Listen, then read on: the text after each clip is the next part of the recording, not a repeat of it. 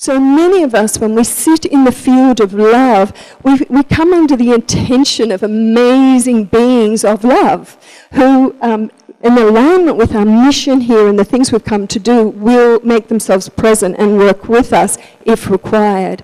So I found myself working a lot or being overshadowed, overlighted, woven with a being that we call Arcturus. And he told me a lot. To me, he comes as a huge force field of light.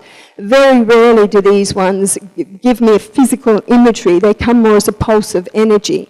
But what's interesting is when they enter into my field, because I can only speak from my experiences, when they enter into my field, every single cell of my body knows who they are.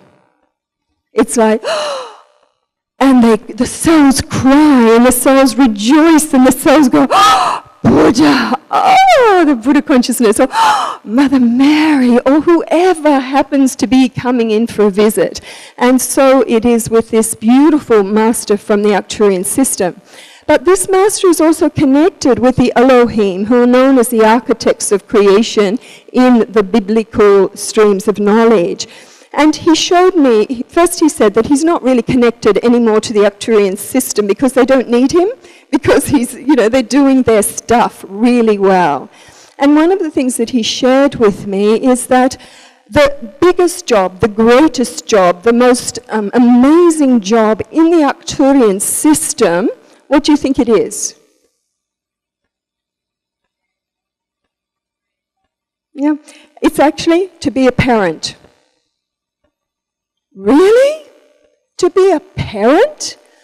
Only beings of a very refined auric field are allowed to be parents in the Arcturian system because they consider their most precious commodity is their children.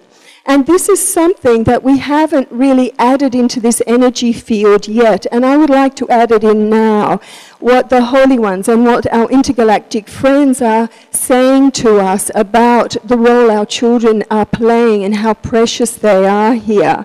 So I thought that was really interesting that the number one job in the Arcturian light system is the children, is the delivery of children, the raising of children, and how precious they are.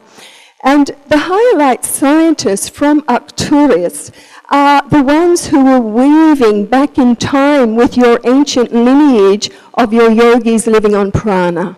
Okay? So the reason it came back now to Earth was because of the influences of our interdimensional friends.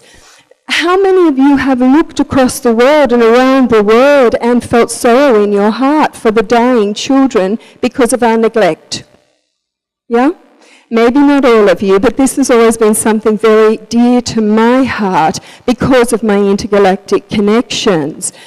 Part of the work that I do as an interdimensional field scientist is that I work with the Intergalactic Federation of Worlds Councils.